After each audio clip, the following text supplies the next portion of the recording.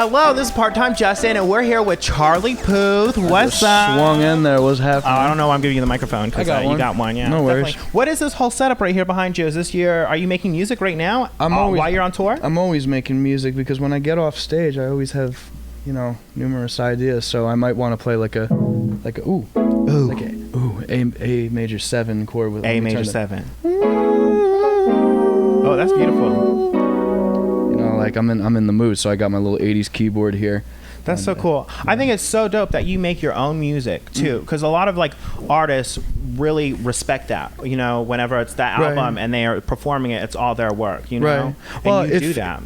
Well, thank you. It feels super. I don't think I'm like a superstar performer, so it'd be really strange if I had to perform songs that were written for me. I wouldn't really know how to hide it too well. So I just sing songs that I live through. Like every time I sing LA Girls, I know exactly where I was when I wrote it, what I was thinking. Oh, okay. Yeah. Definitely. And so you write a lot of songs for yourself and other people. Mm-hmm. What's the last song that you've written for another artist? Or who's the artist that you've last written a song for? Does that make sense? Yeah, that makes sense. I'm thinking. Does it have to be out yet? No. I guess it doesn't have to be. You're just like, no, you can give us an exclusive.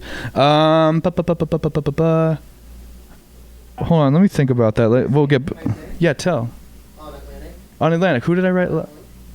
Oh, but that song's not coming out. Not yet. Oh. Okay. I'm a big fan of them. Yeah, sure. That's fine. Why not? Whatever. Yeah. Ooh, that's gonna. Ooh, so the last group you wrote a song for was Why Don't We? Yeah. Well, I don't know if it's gonna come out. We don't know if it's gonna come out or not. No. Yeah, they sounded good on it. Yeah. How long does it take you to write a song? I don't know, dude. Sometimes it like LA Girls took. I don't know why I keep bringing that song up. No, but it's a good song. I wrote it in the shower in like 15 minutes. In your head? In my head, the entire song was mapped. Lyrics too, or just the song? Not lyrics. The original lyric was "messing around with Jesse's girl," and then I think I was listening to Jesse's girl. Okay. Jesse's girl. But obviously we can't use that name. And Boy took a normal 2 hours to make. Oh, okay. Yeah, gotcha. because I really wanted the intricacies there. I love that you brought that song up because, Boy, it's a song about someone treating you like a child because you were born in the 90s. Yeah. So obviously this was an older... Yeah. older lady. Yeah. Well, what's interesting though is that I wanted to test the waters out with that song because the title was so jaunting and people. What was the original? Well, the original title was Boy or Like a Boy, and I just changed it to Boy. And I was thinking to myself, well, I wonder what people are going to think when they see the title Boy, and then they hear these girls are trying to. So I'm trying to get both audiences the gay community, like the gay community. Okay, and that's what I was going to ask too. I was like, kind of a bait and switch a little bit. But. I mean, gotta say it. That's what I'm saying. But no, the song Boy, it's about being with an older woman, and being gay. If you're trying to be with an older person, we call him a zaddy. So is that what that is? A zaddy, yeah, a richer, older man. Okay, I can see that. So what would you call an older woman, and would you call her like a zuga mama? That sounds like what you'd call them. I like that. Can I take that? Go ahead. I just call I don't know, like a girl who's been through more emotions and can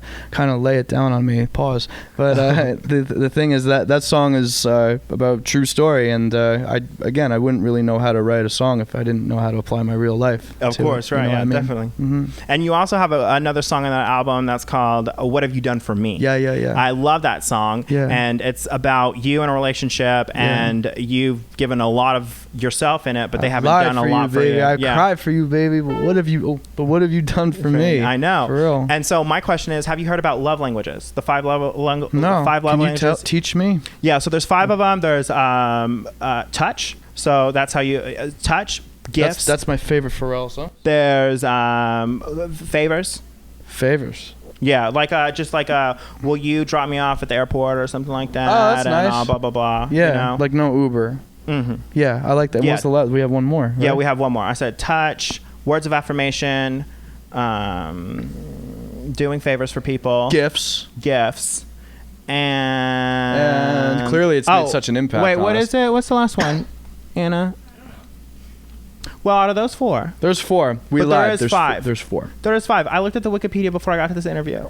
Wait, so why are we anyways, what is your love language? How do you express your love? Through touch, through quality time. I found it. Quality time. I think that was, thank God, because that's good. that's what I would say. Quality time. I don't really believe in showering the eye with gifts. But I think quality time, that's the best gift you can give somebody. Okay. And how do you like to receive love? Is it through quality time, through gifts, words of affirmation? Words of affirmation is cool. I mean, the thing is, I perform for 20,000 people a night, let's say, and I get off stage and I have my dinner and I'm kind of alone sometimes, and it's nice to, if you're texting a person or something like that. Yeah, it does get lonely. Lady Gaga even said something about that too. She goes, you're constantly around people, but you don't have that personal. Isn't that amazing how that happens? Weird. Yeah. You know, and then also, let me get the album. Where's the album? There it is. Oh.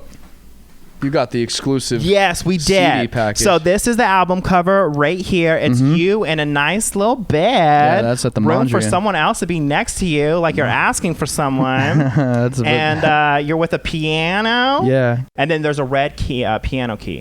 Why is there a red one? It's like it's like more Maroon 5 is never going to tell why their band's called Maroon 5. It's just it's just my little thing. I thought that was the record button on the piano. Oh. It's just F sharp. Oh, okay, cool. All right, well, thank you so much for listening to the interview with Charlie Puth. This has been awesome. Yay. Thank you so much. We learned so much. A lot of learning today. And then can I get your autograph on this? Yes. My grandma is a huge fan, and she told me she goes, I don't care who you meet, but if Charlie Puth comes across, please sign it for Grandma get it signed. has good taste. Yes. What is Grandma's name? Her name is Marty. How do you spell it? I call her Mimi, but you can call her Marty. M-A-R-T-I? Yes. M-A-R-T-Y. Marty. Hi, Marty. Nice pen. Thank you. It's new.